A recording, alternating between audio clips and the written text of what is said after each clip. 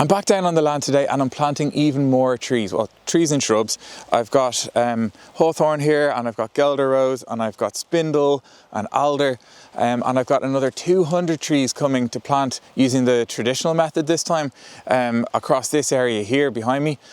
But one thing that comes up time and time again when I discuss rewilding my land with people is that I need to protect my young trees, I need to fence them, and I need to make sure that nothing eats them. So it would be pretty amiss of me not to discuss this particular subject when it comes to restoring Irish biodiversity, especially where I live here in County Wicklow on the east coast of Ireland is a bit of a hotspot for this particular subject matter. So I want to investigate whether I really do need to fence my trees, and whether there's another way to do it, perhaps that's more environmentally sound than an 8-foot chicken wire fence. So what is it that might eat my young trees and saplings? Well, I am of course talking about deer, like these ones you can see here behind me in the distance. I'm in Phoenix Park, believe it or not, right in the centre of Dublin, Ireland's capital city, and this used to be called Royal Deer Park. I just want to note that deer in Ireland can be quite an emotive topic, and I fully understand that. But please remember that I'm looking at this entirely from an ecological, biodiversity, rewilding standpoint. I want to understand, in regards to my project on my land, what impact that they could have, the measures that I may have to take to protect everything that I plant, and just fully understand these beautiful, because they are beautiful, majestic creatures. And I want to learn what I can about them and take you on that journey. So let's delve in.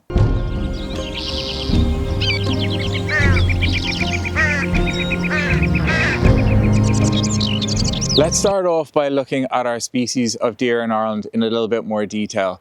First off, we have our only native deer, and that's the red deer, which we have in lowest numbers. Then we have Sika deer, which was introduced to Ireland in 1860. And finally, then we have these guys who are wandering off now, fallow deer, and they were introduced in the 12th century, so they've been here for quite a good while. So we'll start off by looking at them, but I just want to note that there are small amounts reported of roe deer and muntjac in the country, but I'm not going to focus on them because, again, from an ecological perspective, which is what I'm looking at this from, they're not really having the impact that the other guys are having. So let's start off by looking at fallow deer. So first up, we have the European fallow deer, the second largest of the three. They have really recognizable large broad antlers, and they actually have a longer tail than the other two species in the country. They tend to be a light brown with white spots, but they can also come in shades of black. They're native to Turkey and would have been introduced to Ireland for hunting and for food, and are currently found in woodlands all over Ireland. Next we have red deer, Ireland's only native deer. It's also Ireland's largest mammal, with stags weighing up to 220 kilograms. It's mainly found in the southwest of Ireland, particularly in Kerry and Killarney National Park. It has really large pointed antlers, and the amount of points depends generally on the maturity of the stag. And for most of the year, it's a deep reddish brown, with some variations throughout the year. And finally then we have the Sika deer. Originally from Japan, as I mentioned, it was introduced to Ireland in 1860 for hunting purposes. Its name is actually derived from the Japanese word for deer being chika, reported now in most of Ireland in vast numbers as well. It has a distinctive white rump with a black border around it, and that's its only consistent colouring, as throughout the year the summer coat can be a lightish reddish brown colour with white spots, and in contrast the winter coat is dark grey with white spots virtually disappearing. A mature Sika stag will have 8 pointed antlers and weigh between 50 to 60 kilograms. The females are referred to as hinds and weigh about 30 to 40 kilograms. So those are the deer of Ireland, and the next thing that I want to do now, as I love to do on this channel, is go and talk to an expert. So I'm going to go and meet up with Ashley Glover from Rewild Wicklow to understand the brilliant work that they do and what impact deer have on the work that they do, and see if you can advise whether I really need to fence all my trees here. So Ashley, thanks so much for doing this talk with me. I really appreciate it. You work for Rewild Wicklow, and we're here in your tree nursery surrounded by some very young trees that are going to be going out for wilding projects in the future, I guess. Can you tell me a little bit about Rewild Wicklow and the work you do? Yeah, Rewild Wicklow is a conservation charity based in Wicklow. Yeah. We have a number of different areas that we work in: peatland conservation in the national park, Yeah. Tree planting in public and private landowners. Yeah. Our newest project is still in work in progress, as you can see. Yeah. Is the tree nursery. So we're documenting everything that goes in, where it comes from, the different seed sources, and mainly what you're seeing here is going to be going back into the national park. Back into the national park, which I know is full of what I have come here to talk to you about and learn about, and that's deer. Are you going to be, well, what measures are you going to be, if you have to protect all these saplings when they go out? Yeah, so there's really only two ways of protecting trees from deer. One is, I suppose, the obvious one with hunting, and the other is physical barriers. And physical barriers can be tubes, cages, exclosures, or more extensive fencing. Yeah, which is a lot more work, I'd imagine, for you and your volunteers if you use tubes, you have to tube every single tree, and I presume if you plant a large area with a few hundred trees, how would you approach that? Would you use tubes there, or would you fence the entire area, or does it depend? It depends. You've probably noticed yourself from driving around Wicklow, tubes on the whole haven't been that successful. Yeah, they still get nibbled on the top and They stuff. get nibbled at the top, they get knocked over by storms, they get knocked over by livestock, by deer. Yeah. So tubes aren't great. There's a number of tests been done at the moment with exclosures, which are 20 by 20 or 30 by 30 fencing arrangements. Right, okay. They use more fencing materials, but they seem to be more successful. Deer don't like to go inside wired exclosures. Yeah. We don't really know why. It's probably they think they're a trap. Okay, psychological thing. So they tend to avoid them. So exclosures are probably the way to go, depending on the site. I spotted Rewild Wicklow recently did a project called Snapshot Europe, which was really interesting. I think you had trail cameras across around 50 sites in Wicklow to try and see kind of what mammals are out there in particular. And obviously you picked up a lot of deer. And can you tell me a little bit about that project? Yeah, so it's a good project. It's been running in conjunction with Frankfurt Zoological Society and UCD Wildlife Department. Great. We've got about 50 sites that we monitor. This is the third, coming up to fourth year of the data. We're hoping that project will continue to expand. Yeah. The value of the project is probably on year comparison. So being able to see the trends rather Absolutely. than, camera traps are not great to just give you a density or to give you a count of, you can't use it to go how many deer are in Wicklow. But distribution, relative distribution across 50 sites, that tells you something. Yeah. And the relative weights of the different mammals. So okay, yeah. And did you notice Sika, fallow, and any red in Wicklow? No reds in Wicklow. There are hybrids, which are really? cross between red and Sika. So Sika, being non-native, can mate with native reds. Yeah. Interesting. So, and could that potentially risk our native red population? Potentially, but there hasn't been much evidence of that in Killarney, where there are Sika and in Kerry and reds. Yeah. The reason that I came down to talk to you was to try and understand, because I have already planted a few hundred trees. I'm going to plant a few hundred more. I feel like I'm running a bit of a gamble, but by not fencing. I haven't fenced yet. I also want to investigate if there's ways to fence that are perhaps a little bit more environmentally sound, maybe even have biodiversity benefits. If, like perhaps willow or something could be used. But I guess the first question is, do you know if there if there are sika or fallow in my general area, or So there will be sika. There will be sika in areas near to large state forestry blocks. right? Okay, that's a given.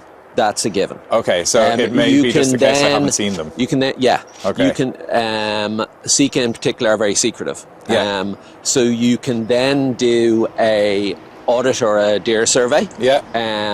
You can map the size of the plot. Often you can tell in advance whether there's going to be deer there, but until you actually go there and look after dark, you wouldn't get an idea of the numbers. Right, okay.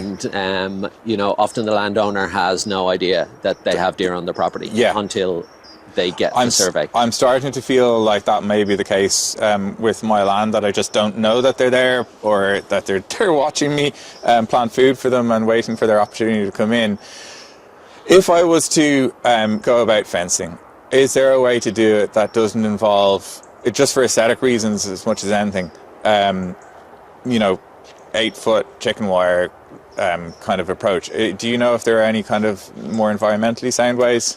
I've seen people trying to set up, particularly around coppiced hazel, where they've built, physical barriers of brash. Yes. But in high deer density areas, that doesn't really work. Okay. That particular site that I was looking at, I think out of a dozen brash exclosures that he had built, one was successful. Really? Yeah. Okay. So the deer have got all the time in the world to, get inside the exclosure. So unless that exclosure is, high wire, it can be hard to make it work. Right. So could you tell us a little bit about where people can find out more about Rewildlife Wicklow, and perhaps if they want to volunteer, where they could find out? So if you're a landowner that is interested in a conservation program on your land, please get in touch through the website Rewild Wicklow. Or if you're a volunteer and you'd like to come along on one of our work party days to help out in the nursery, to help out on the peatland project up in the national park, or with any of our tree planting days. Well, you've plenty of projects going on. Lots of projects. Pretty I'd love much to talk to you more in the future. Pretty much a couple on every weekend. So just go on the website, sign up, and we'll send you an email. .ie. Okay, rewildwicklow.ie. Fantastic. Thank you so much, Ashley. I really appreciate it. Well, I'm here in an ancient Irish woodland. I've actually been here before. I'll put a link up in the corner for you. The last time I was here, I was documenting an ocean of bluebells that was covering the whole forest floor. It was really cool to see. But today I wanted to show you some different methods of deer protection that are going on here. The first one, of course, is plastic tubing. Now, this is probably my least favourite for a few reasons. Obviously, it doesn't look the best. It's plastic, of course, but it's actually not as effective as you might think, because, as you can see from most of the tubes here behind me, they all contain hazel, and only a few of them actually have any hazel protruding from them, and that is because the deer come along and they can just nip the tops off the hazel that's protruding from the tubing. And that constantly keeps the hazel from being able to grow any further. Even the ones that have got some leaves popping out here are just waiting for deer to come and nip that off, unfortunately. So it can be effective, obviously, but it is an issue that deer can come and just nip the tops off them. So probably my least favourite option for protecting my trees from deer, but there are some other cool ones here which I'll show you now. So here in this woodland you can see quite a bit of deer damage. One is this obvious one here from stags rubbing their antlers against a tree and taking off the bark. You might not think that's too bad, but it can kill a tree if it goes all the way around it. It's called ring barking, and that will cut off essentially the circulation further up the tree and kill the tree. But you may notice behind me there's very little to no mid-level growth in this woodland. There's young saplings, seedlings on the ground, and there's mature trees, but there's very little middle ground, because the deer are simply coming in and keeping everything back by constantly grazing on it. So while it's great to see those seedlings, it would be great to see some young trees as well. But right now all I can see is seedlings and mature trees. This method of deer protection might be a little bit harder to make out, but this is called a brash. And in here is a stack of branches going the whole way around this hazel. This is a coppiced hazel, so the original hazel was cut down to allow new growth to come up. And as you can see, it's already got to a nice height. It's actually growing taller than the hazel that are in the tubes on the left-hand side over there, because they're constantly being nipped at the top.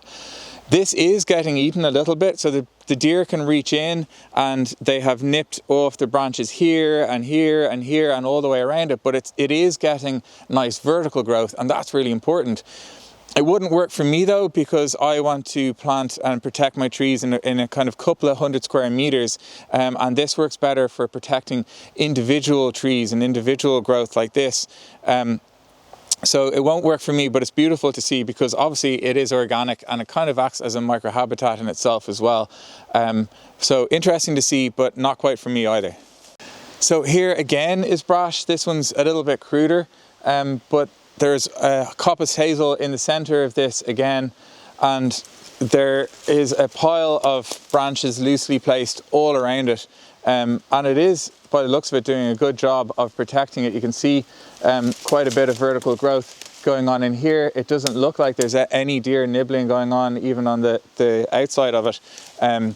So it's definitely acting as a good deterrent, but I can't see the tree. Again, it's not going to work for me, because this works better for individual trees rather than a large planting of trees, which I'm doing. But it's really good to see. This is how it would have been done more so in the past. And you can definitely learn a lot from it. It does work as a great microhabitat again, as I said, but not quite suitable for my project. So this one I really like. This one is hazel that has been staked into the ground, and then more hazel has been woven through it and has created this beautiful fence. It is a lot smaller than what I aim to do. But it may be possible to do a larger scale version of it. I know, because I've been told that birds have been nesting in it, obviously later in the year, and it's doing a great job of protecting the hazel that's inside here. And as far as I can see on the outside, it doesn't look like the deer have been nipping at anything. It obviously would be possible to do a taller version of it as well. But it's sustainable, it's natural material, works as a microhabitat, and I think at least it looks really, really nice. So I'd love to do something like this if I can. Well, having talked to Ashley and gone and seen for myself the damage that deer can do to a woodland, especially when it comes to young trees, I think it would be wise to fence off at least the larger portion of all the young trees that I plant here to protect them. But I now know that there are other ways to fence that are perhaps more environmentally friendly, aesthetically pleasing, and better for biodiversity. And the likes of willow weaving and making use of hazel and hawthorn and things for hedgerows is really, really interesting. There could be a whole other video in that, and it would definitely really help in terms of a microhabitat and something for birds to nest in. So it's something that I really want to investigate. So I'll try and investigate that in another video. Everyone, thank you so much for watching. As always, I really appreciate it. I hope you enjoyed this video. If you did, please hit subscribe, and I'll see you on the next Rewildlife.